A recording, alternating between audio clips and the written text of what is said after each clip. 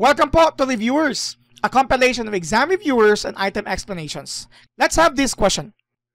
The graph below shows the percentage of students who pass an introduction to economics exam. In which of the following years did over 2/3 of the students who took the exam not pass it? A. 2005, B. 2006, C. 2008, D. 2009, and E. Cannot say. So to answer this question po, let me use here a pen, okay? And if we have this kind of graph, we call this line graph, we usually jump into this idea. Of course, 2005 is dito po. It means that it reached this point, 60%, because ito yung ibig sabihin niya, percentage of students. Of course, 2006 is here, 2007 is here, 2008 is here, 2009, 2010 is just there, and 2011. Some of us jumps into conclusion again in looking into this, and 2/3 parang 2006 yung sagot kasi ito naman yung 2/3, because if we say 2/3 in mathematics, that's approximately, okay, I'm going to use approximation, 67%, okay, or you could also use 66.67%. And you can see there that 2006 yung more than 2/3. But take note that in our problem, we have here the adverb po na not. It's negation. So we're not going to look at these items, but it's the other way around. Kasi ito po yung nakapasa, as mentioned here, passed. And since did not pass or not pass, that's what the question is talking about. So titignan po natin yung mga item on the other side, the opposite region. So, looking into this, when you say 2005, kasi kapag may multiple choice po, yung gagawin natin po is elimination para di po tayo mahihirapan. Yung 2005 natin, ito po yung nakapasa, and ito po yung hindi nakapasa.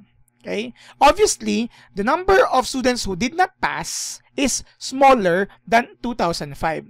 And yung goal natin is 2/3 eh. 2/3 yung hindi nakapasa. So, it's smaller than 2/3. Automatically, eliminate na po yung A natin.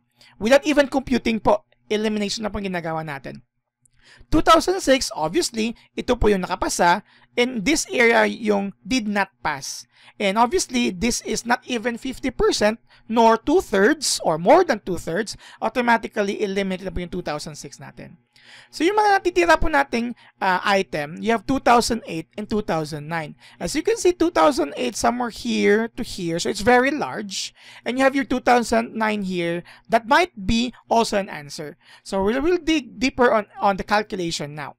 Now, take a look at 2008. So, yung nakapasa po is 20. And out of 90, definitely 70% did not pass. So 70% over 90%, that's for our year 2008. For our 2009, the students who passed based on this line graph is until 50. So yung did not pass, the opposite is 40 over 90. Now comparing these two, we have 2009, this will not even reach 50%. Kasi yung 50% ng 90 is 45. So it will not also be an answer. This leaves us 70% for our 2008 who did not pass, which is actually approximately equal to, if I'm correct, 72.73%. Obviously, this is more than 66.67%, and that would mean that is the answer for this item. So we are trying to look here or use here the process of elimination. So we have eliminated A, B because of obvious reasons, and D for a mathematical reason. Now, ano pong ibig sabihin ng E? Kasi minsan po ito po yung sagot if no answers are placed here. Now, some of you might say, how about 2010? Kasi 0% pass. That would mean 90% did not pass, and it fits the criteria. Now, it's good you have that, and it's still correct that it's both 2008 and 2010 po, yung more than 2/3 na hindi nakapasa. But basically, for some examinations just like civil surveys, if meron naman pong sagot doon sa ating option, yun na pong isasagot natin. Kasi minsan yung cannot say is talaga yung none of the above answers. Okay? So once again po, ito po yung reviewers. Don't forget po to subscribe on our channel, like our videos, and if kaya naman po, pakishare na lang din po. And leave a comment po for our future videos improvement. And follow our FB page and stay tuned for more videos. Maraming salamat!